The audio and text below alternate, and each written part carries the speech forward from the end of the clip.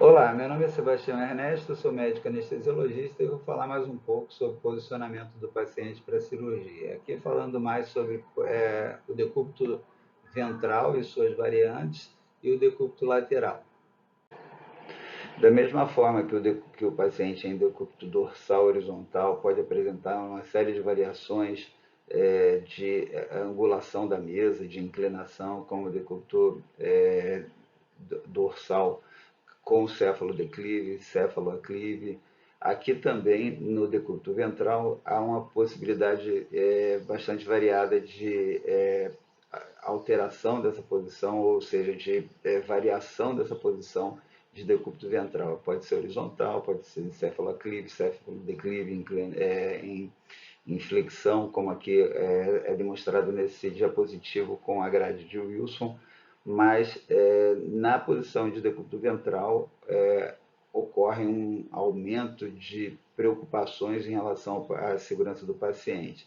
É possível ver na primeira figura acima e à esquerda o paciente aqui com o polo cefálico virado para um lado, o que, na maioria das vezes, se não há indicação pela cirurgia, se não há uma cirurgia que necessita dessa rotação do polo cefálico, isso é uma posição inadequada. É preciso proteger esse paciente, manter a coluna é, totalmente alinhada na medida do possível, cervical, torácica, lombar e sacral, para evitar lesões e desconforto no pós-operatório, mas sempre protegendo todas as proeminências ósseas, proteger os olhos, o nariz do paciente. Há, para isso, uma série de equipamentos que são disponíveis no mercado que podem ser, então, utilizados para redução de risco de lesão.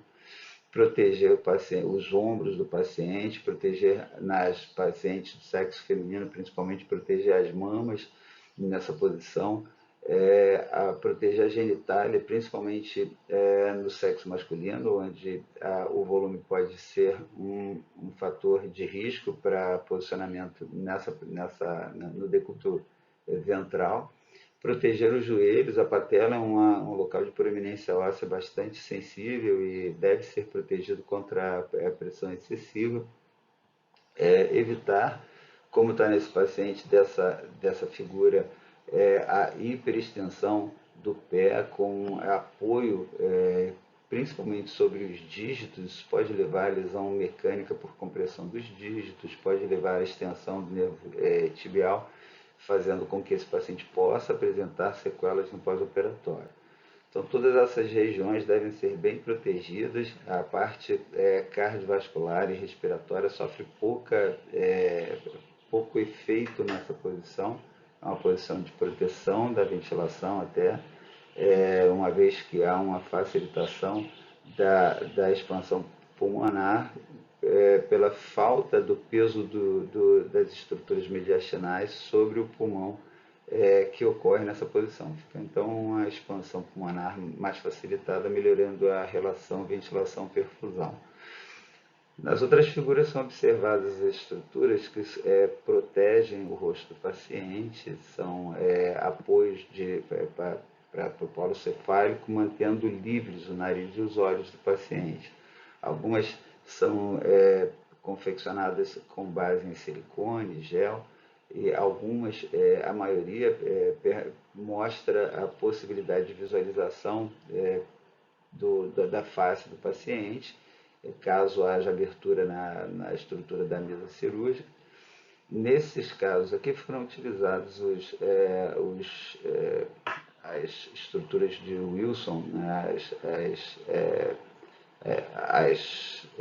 os eixos de Wilson, que fazem com que haja diminuição da pressão intraabdominal e assim diminuição da pressão retrógrada que é dirigida aos vasos do plexo venoso peridural, muito interessante para a cirurgia sobre a coluna lombar, cirurgia de hernia de disco, artrodese de coluna, etc. E prestando sempre atenção para a manutenção da angulação adequada dos ombros, do cotovelo, evitar a abdução acima de 90 graus, que é danosa, leva a risco de estiramento do plexo cervical, do plexo braquial, evitar os contatos excessivos, pressão excessiva nas costelas, na região da crista ilíaca, joelho, sempre proteger a pressão sobre os pés, colocando travesseiros ou estruturas de menor densidade para que haja proteção dessas estruturas. A angulação do joelho sempre leva a diminuição da tensão na região lombar, e isso é de extremo interesse para a diminuição da dor no pós-operatório em pacientes que apresentam com alguma frequência alteração de dor na região lombar. Evitar contato principalmente com pressão dos cotovelos para proteger o nervo ulnar, e essas estruturas são bastante interessantes para as cirurgias, principalmente, como foi dito, na região lombar.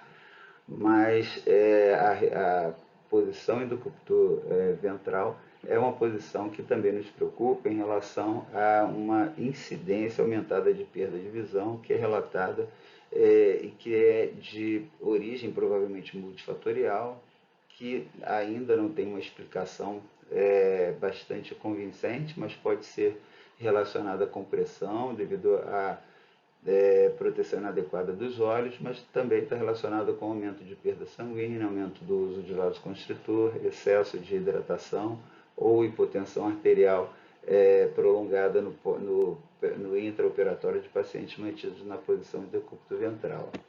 Há sempre a necessidade de proteção do polo cefálico, das proeminências ósseas, e os membros superiores, dependendo da cirurgia a ser realizada, podem ser colocados nessa posição que é mostrada na figura A, na primeira figura acima à esquerda, onde os braços são colocados à frente do polo cefálico, evitando sempre contato e pressão na região do cotovelo, proteger contra abdução excessiva, contra extensão ou flexão excessiva do cotovelo, para que não haja comprometimento nem de circulação para a região distal, nem comprometimento de estiramento do nervo ulnar. Tentar manter sempre um alinhamento da coluna, como foi dito anteriormente, proteger olhos, nariz do paciente. Nessa posição de decúbito ventral é muito interessante a movimentação frequente, pelo menos a elevação do polo cefálico para facilitar o fluxo sanguíneo nas regiões onde está havendo compressão durante a cirurgia pelo contato. A manutenção de coxins no tórax, um coxim de cada lado para elevação dos ombros, sem provocar pressão na região axilar, que pode reduzir o fluxo sanguíneo das artérias ali, principalmente da artéria axilar. Colocar as mamas, se for paciente de sexo feminino, para dentro, né, na posição medial em relação aos coxins. Evitar a pressão abdominal dos coxins. A ideia é levantar o tórax e manter livre a região abdominal. Esse coxim roliço, né, um de cada lado, também pode ser mantido na região da pelve do paciente, levantando ali a região pubiana, para que haja então a diminuição da pressão abdominal e assim uma melhor ventilação pulmonar desse paciente. Proteger a região da genitália, proteger os joelhos do paciente, manter algo macio sobre os pés para levantar, para tirar a pressão dos dígitos, dos dedos dos pés, e manter uma flexão que idealmente é pelo menos de 5 a 10 graus no joelho, para que haja diminuição da tensão abdominal. Os braços também, em algumas situações cirúrgicas, podem ser mantidos ao longo do corpo. Essa posição aqui não está muito adequada. Normalmente o ideal é colocar a palma da mão do paciente encostada no seu corpo, na sua região de cintura ou de coxa, com o polegar voltado para a sua região anterior. Então, isso mantém uma neutralidade de rotação do cotovelo e dos ombros do paciente também. Há possibilidade também, em algumas situações, de manter essa flexão na região pélvica do paciente, que faz com que haja diminuição da tensão na região abdominal, na região lombar do paciente, mas sempre protegendo esse paciente contra a queda, mantendo cintas de proteção contra a queda para evitar acidentes maiores.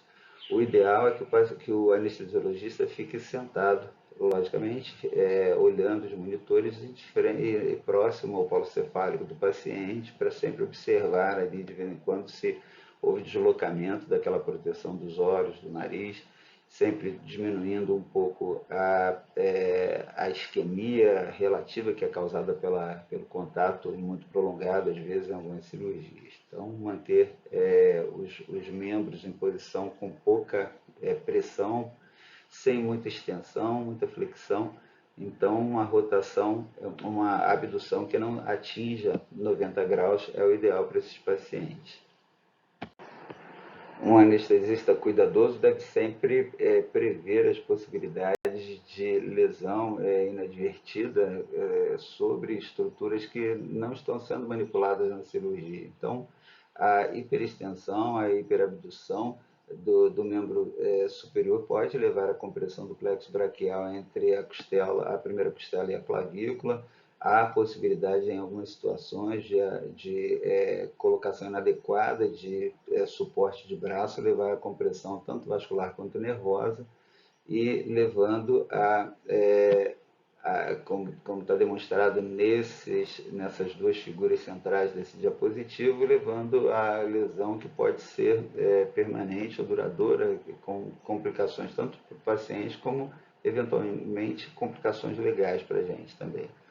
Então, nessa figura abaixo aqui à esquerda, é demonstrada uma situação de bastante interesse, mostrando que não há abdução nem extensão excessiva do ombro, que ele está bem tranquilo ali numa posição bastante neutra, os braços em uma situação de nível inferior ao restante do corpo, para que não haja abdução excessiva, mostrando proteção dos ombros, proteção da face, a região abdominal completamente livre pela colocação de coxins, tanto na região pélvica quanto na região do tórax, e evitando sempre a pressão, o contato na região axilar, para que não haja compressão sobre estruturas vasculonervosas existentes ali. E o cuidado também aqui com os estomas que devem ser colocados na região para dentro ali da região medial em relação aos coxins que são colocados no tórax. E os coxins, então, eles devem ser colocados com o objetivo de livrar o abdômen de pressões, mas sempre protegendo as mamas, que devem ser deslocadas medialmente, e, se houver estoma, também tentar disponibilizar espaço livre para esses estomas também. Não quer demais detalhar, né, a proteção de polo cefálico ali, mantendo uma estrutura de pouca densidade para contato com a região da região frontal do paciente, regiões malares, e até ali, não dá para ver aqui, mas região de contato com o queixo do paciente, mas com um furo aqui no meio dessa estrutura, mantendo livre ali os olhos e o nariz do paciente. Então, proteção cefálica é importante, manter a mão em pronação, para não haver rotação do cotovelo, com extensão de estruturas importantes como o nervo ulnar, manter essa mão em situação que não seja em nível superior ao restante do corpo, para que haja diminuição de tensão no ombro, e esses coxins aqui torácicos, que devem ser colocados desde o ombro até a região lateral do tórax, mas sempre evitando a pressão sobre mama de paciente de sexo feminino e sobre estruturas axilares também. Aqui uma outra tomada na região, numa visão mais superior dessa disponibilidade desse posicionamento. Então, aqui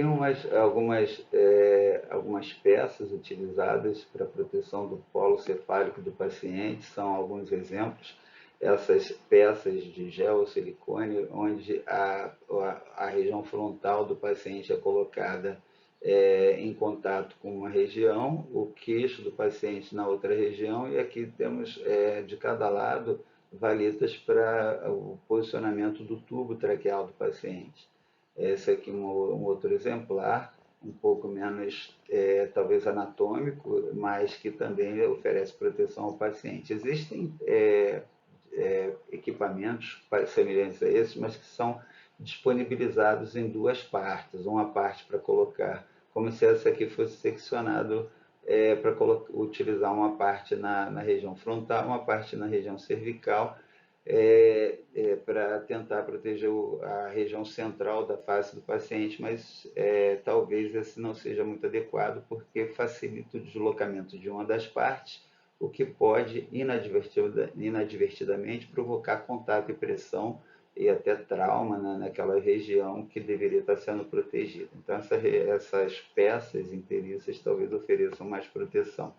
Aqui uma peça similar, mas com a vantagem de ter um espelho ali embaixo, onde, como pode ser visto aqui, a gente pode comprovar visualmente que está livre, tanto estão livres os olhos e o nariz do paciente, oferecendo então uma segurança bastante grande em relação a isso. Alguns procedimentos sobre fossa superior ou sobre região cervical, às vezes necessitam da manutenção do polo cefálico no suporte de Mayfield. É muito importante que essa colocação seja feita já com o paciente anestesiado, com equipe bem treinada e atenta às necessidades de proteção. Alguém precisa ficar apoiando o polo cefálico, enquanto outro componente da equipe monta a estrutura na mesa e perfura a região onde vai ser fixado o suporte. Então, é preciso que haja muita atenção, muita organização na colocação desse aparelho, uma vez que o paciente anestesiado pode sofrer lesão cervical com muita facilidade. E após a instalação do aparelho, então, o modo do posicionamento, se vai ficar em posição neutra ou com rotação, vai ser definido pelo cirurgião que vai, então, trabalhar o aparelho de maneira adequada. E é muito importante que não se mobilize o paciente na mesa cirúrgica e nem partes da mesa cirúrgica enquanto o paciente estiver com a instalação desse suporte de Mayfield.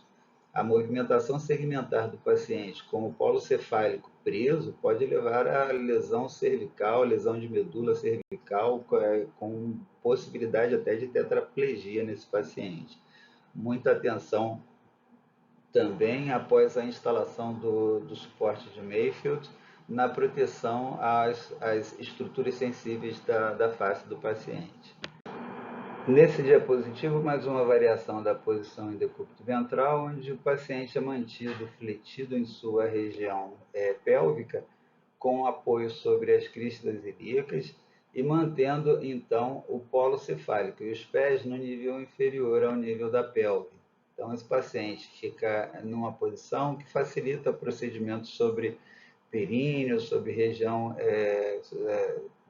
da musculatura glútea e assim sucessivamente. Esse paciente vai ser mantido em anestesia geral.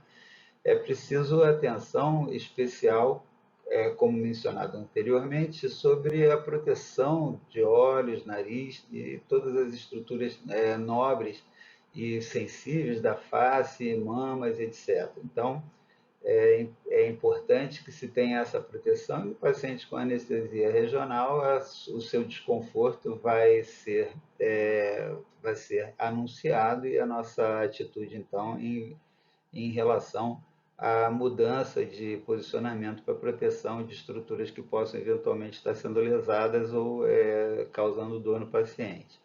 Evitar sempre, como foi dito anteriormente, flexão, abdução e extensão excessivas dos membros superiores. Proteger as mamas do paciente, principalmente sexo feminino, manter essas mamas no lado interno do posicionamento dos coxins de tórax. proteger a genitália, proteger joelhos, proteger os pés, os dedos do paciente, mantendo sempre aquela flexão ali no joelho para que haja diminuição da tensão em região lombar e que também afaste de contato os dedos do paciente. Isso é muito importante para se evitar lesão por pressão, lesão por estiramento do nervo tibial e assim sucessivamente. Na posição de decúbito lateral, é importante a manutenção de um alinhamento entre as colunas cervical, torácica e lombar, para que não haja pressão nem extensão de estruturas importantes, que não haja dor no pós-operatório, para que haja distribuição adequada da pressão pelo peso do paciente em regiões mais amplas. A manutenção, então, desse alinhamento garante uma menor pressão sobre o polo cefálico, por exemplo, na região auricular. É importante que seja mantido uma rodilha, um coxim adequado ali na região auricular, para que a orelha inferior, aquela dependente, ela não sofra pressão, nem sofra, nem fique dobrada. Então é muito importante o cuidado para que se evite isquemia e fratura da cartilagem da orelha. O membro superior deve ser mantido numa posição mais natural possível, mantendo um apoio adequado para que não haja peso sobre o ombro não dependente do paciente. Se você mantém um contato adequado no suporte do braço ali, do membro superior, no membro não dependente, aquele que vai ficar para cima, você consegue com facilidade evitar que haja pressão sobre o ombro, evitar o contato nos cotovelos dos dois lados, para que não haja risco de pressão sobre a região do nervo ulnar, que passa ali muito superficial, e a lesão por compressão é muito fácil. Então, evitar extensão excessiva, flexão excessiva, se por acaso o acesso venoso é mantido no membro superior, como na maioria das vezes é feito, observar se o posicionamento do braço não atrapalha, não dificulta o fluxo do líquido de hidratação. O membro dependente deve ser apoiado de maneira a distribuir o máximo possível o contato do membro com o suporte. Se o indivíduo não consegue, por limitação de flexão ou de extensão, um contato adequado, é preciso adaptação com tecidos ou estruturas de gel ou silicone sob as mãos do paciente para distribuir o peso, evitar com todo o empenho, contato e pressão sobre a região do cotovelo. A mão deve ser mantida em supinação, a palma voltada para cima. O coxim subaxilar, ele deve evitar o contato e pressão na região axilar, sob risco de provocar lesão por compressão de estruturas vasculonervosas e até isquemia do membro superior dependente. Manter a proteção sobre a região da crista ilíaca do paciente que é dependente, para que não haja pressão excessiva sobre, principalmente na região da articulação coxofemoral. Proteger o joelho dependente contra contatos também, que o nervo fibular passa ali na região lateral e o contato com estruturas mais endurecidas pode levar à isquemia e lesão, que pode ser uma causa de lesão prolongada. Manter um colchim, de preferência um travesseiro ou algum tecido macio, ou estruturas de gel entre os dois joelhos, para que um não machuque o outro, e proteger os maléolos, tanto do membro dependente quanto não dependente, contra contatos com superfícies endurecidas ou lençóis dobrados, evitar que haja região de contato muito agudo ou com superfícies endurecidas ali. Se houver necessidade de curvatura desse paciente, com exposição melhor de região da loja renal, ou exposição para cirurgia de tórax, ou seja, toracotomia ou videotoracoscopia, observar que o coxim sob o paciente, para provocar essa curvatura, seja colocado sob a crista ilíaca, evitando tanto a articulação coxofemoral, que pode levar à lesão isquêmica da cabeça do fêmur, quanto evitar também a colocação desse suporte aqui embaixo, na região costal, que provoca muita dor no paciente no pós-operatório, e também evitar a região entre a crista ilíaca e o rebordo costal inferior, que pode provocar curvatura, dobradura e obstrução da veia cava, impedindo um adequado retorno venoso. Lembrar sempre que esses pacientes eles vão ter uma alteração fisiológica importante, uma vez que a circulação preferencial vai ser no pulmão dependente, devido à gravidade que vai direcionar o fluxo sanguíneo pulmonar para esse pulmão dependente. Enquanto esse paciente em decúbito lateral encontra-se em ventilação espontânea, ele vai manter também uma ventilação maior no pulmão dependente do que no não dependente. Isso porque as estruturas abdominais rechaçando o diafragma dependente de maneira mais intensa para cima vão permitir um deslocamento durante o ciclo respiratório maior do que aquele deslocamento no pulmão não dependente. Então, tanto a ventilação quanto a perfusão vão ser mais intensas no paciente em decúbito lateral, naquele pulmão dependente, durante a respiração espontânea. No momento em que esse paciente é mantido em ventilação mecânica, sob relaxamento neuromuscular, a pressão que entra pela traqueia do paciente, provocando a expansão pulmonar, vai encontrar uma maior facilidade de expansão no pulmão não dependente. Então, vai haver inversão da relação ventilação-perfusão. Vai haver uma maior perfusão no pulmão dependente e uma maior ventilação no pulmão não dependente. Isso pode gerar uma dessaturação em pacientes não ventilados adequadamente. É preciso observar com cuidado a monitorização tanto da saturação de oxigênio quanto da eliminação de CO2 expirado. Então, nessa figura ao lado aqui, uma inadequação de posicionamento, mostrando aqui um não alinhamento da coluna do paciente, com o polo cefálico pendurado aqui, provocando tanto maior contato da região auricular, região do polo cefálico inadequado, e além de estiramento do plexo braquial, com dor na musculatura no pós-operatório.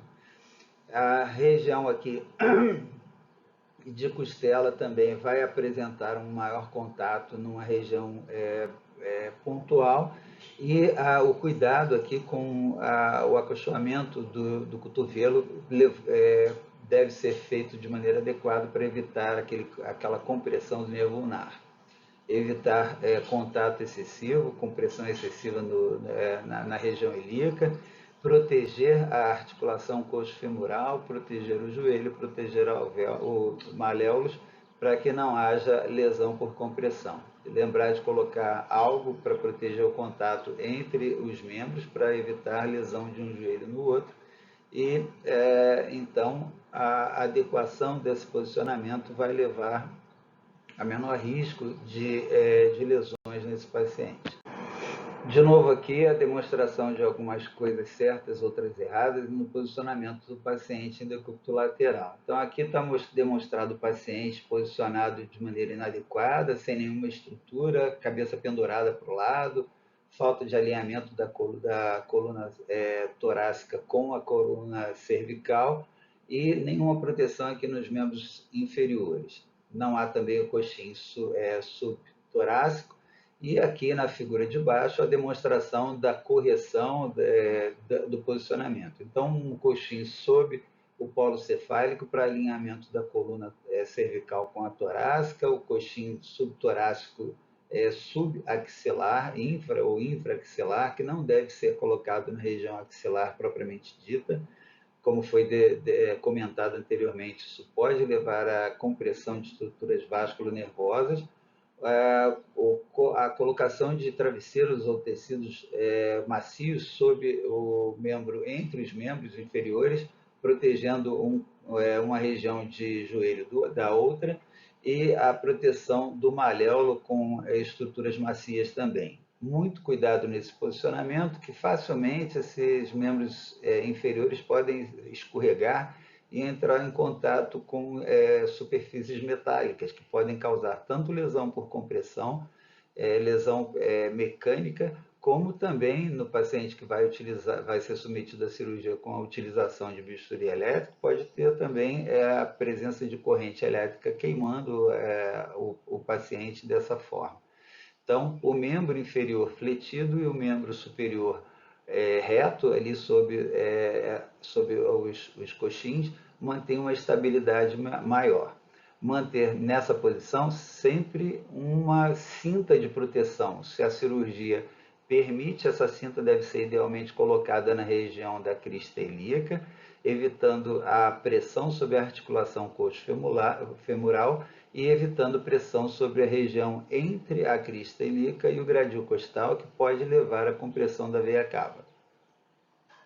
Se não há possibilidade de manter o coxim nessa região, se não há possibilidade de manter a cinta de segurança nessa região, colocá-la então na região femoral, pelo menos 5 centímetros acima da região do joelho, para que não haja risco de pressão sobre o nervo fibular.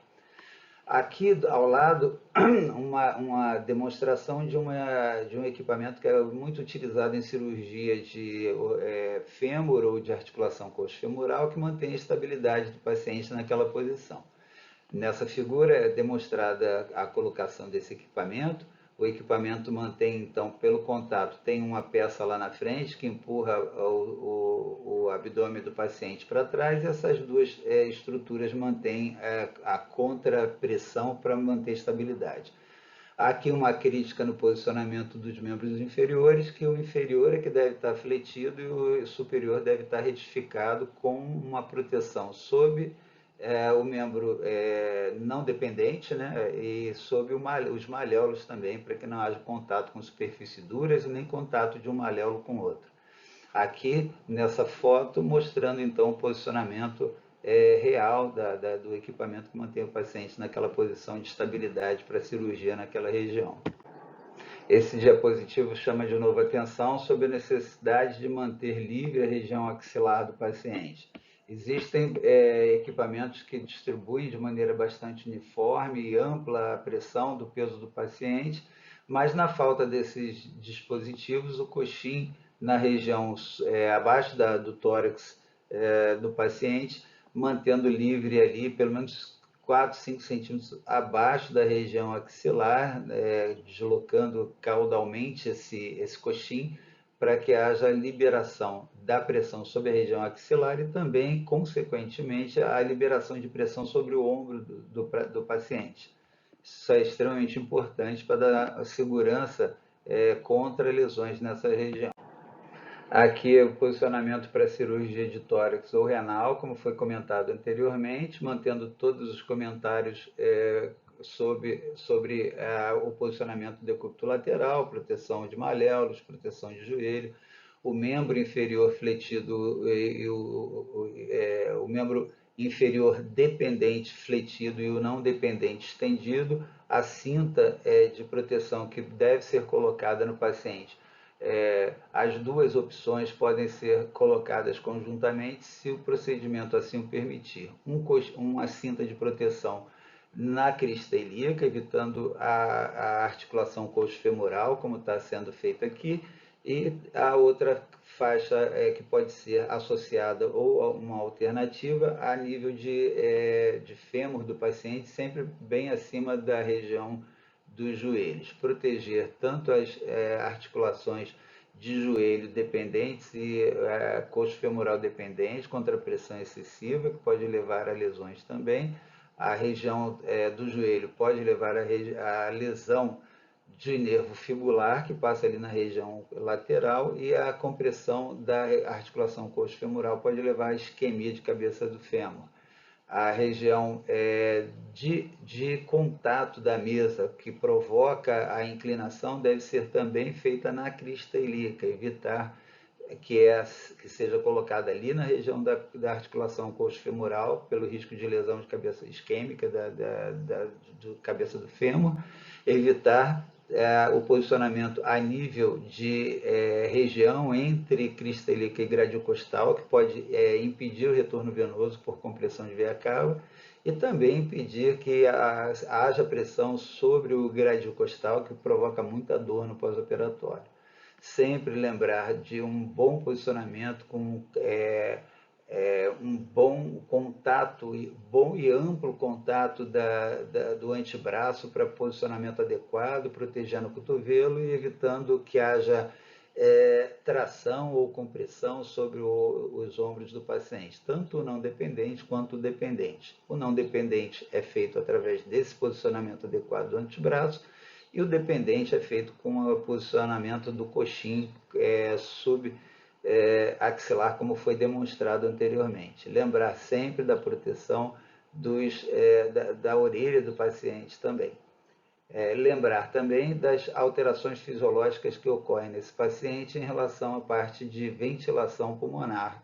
E o retorno venoso aqui, diferente do decúbito lateral plano, ele pode estar um pouco diminuído devido a esse posicionamento mais rebaixado dos membros inferiores. Então é importante que se atente para a possibilidade de alteração hemodinâmica que nos pacientes com menor reserva cardiovascular ou com uma volemia reduzida podem ser afetados de maneira mais intensa.